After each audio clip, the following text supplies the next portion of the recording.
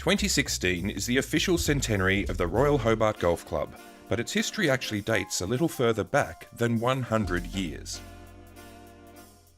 The lineage of the Royal Hobart Golf Club begins in Lenna Valley, where the Newlands Golf Club, Hobart's first, was created in 1896.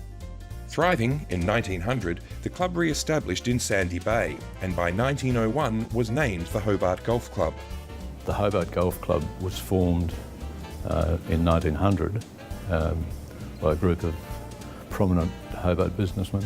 It had its first course at Sandy Bay, approximately just to the north of the university. The Governor of Tasmania had been a patron of the club from the outset, and in 1907, moves began to seek the use of the name Royal in the title. But the Royal Charter process was to be a slow one. With the outbreak of the First World War, the links at Sandy Bay were commandeered for the war effort. So in 1915, the club purchased 130 acres on Hobart's eastern shore at Rhgc, where a new course was opened in 1916. The minutes record that the new club was not in any way a continuance of the old Hobart Club, but an entirely new and separate entity. This is why 2016 is the official centenary, even though there is history prior to 1916. It was in 1925 that the all-important Royal Charter was finally conferred and the club became the Royal Hobart Golf Club. A premier club in any state will aspire, I suppose, to some connection to the Royal.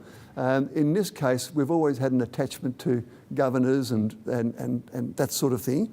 So it was a natural sort of extension of that to seek to get the Royal designation, and that's the way it was. And so it's quite historic, it's quite traditional. We really enjoy the status, and when we have an official event or an occasion, we still do. We toast the Queen.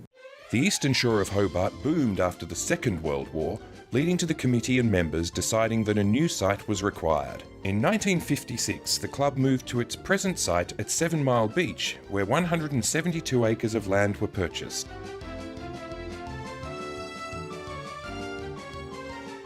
The move and construction were funded by the sale of the land at Rhgc. It was the best move that the Royal Hobart Golf Club ever made, was to come from Rhgc to here. That was just magic.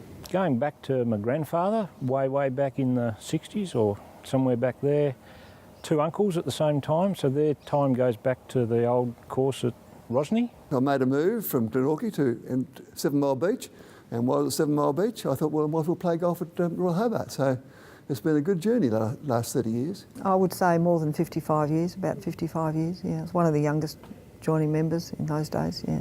I just think the importance of where this club has been, where it's been situated, how it's evolved over time by moving to different sites, and how it's finally been established here is a very important part of its history.